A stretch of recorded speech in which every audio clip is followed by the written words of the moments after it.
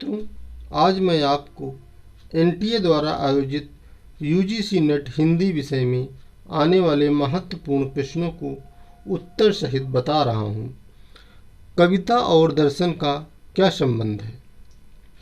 मौलिक प्रतिभा की विशेषता है वैचारिक गंभीरता और ऊर्जस्वता, depth and energy of thought, क्योंकि गंभीर दार्शनिक हुए बिना महान कवि नहीं हुआ जा सकता, क्योंकि कविता मानव के समस्त ज्ञान, भाव, विचार, मनोवेग और भाषा की सुगंध है। उदाहरण के लिए शेक्सपियर में सृजन शक्ति और बौद्धिक ऊर्जा का अद्भुत सामंजस्य मिलता है। निस दिन बरसत नयन हमारी, सदा रहत पावस ऋतु हम पर, सबसे श्याम सिधारे। उपरोक्त पंक्तियाँ किस कवि की हैं और किस रस का प्रतिनिधित्व करती हैं? सूरदास और वियोग श्रृंगार। भगवती चरण वर्मा के किन उपन्यास में मार्क्सवाद की आलोचना की गई थी? टेढ़े मेढ़े रास्ते 1946।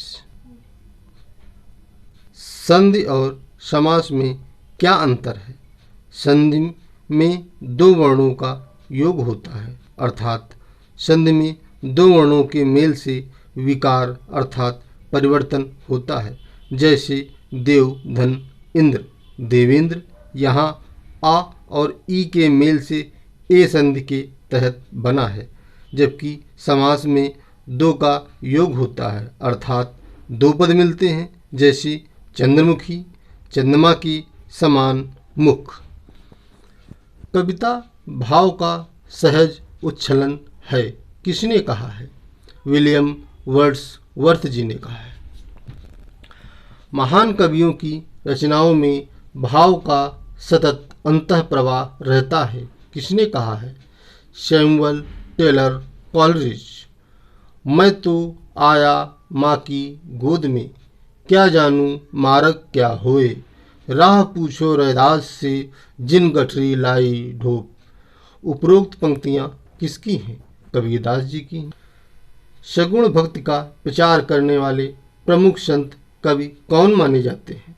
सूरदास, तुलसीदास इत्यादि। निर्गुण भक्ति का प्रचार करने वाले प्रमुख संत कवि कौन माने जाते हैं?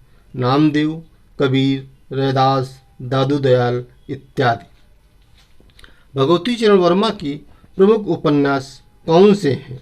पतन 1928, चित्रलेखा 1934, टेढ़े मेढ़े रास्ते 1946, अपने खिलौने 1957, भूले बिसरे चित 1959, सामर्थ्य और सीमा 1962, थके पाँव 1964, सबही नचावत राम गोसाई 1970, प्रश्न और मरीचिका 1973। नाट्यशास्त्र नामक ग्रंथ कब और किसके द्वारा लिखा गया है?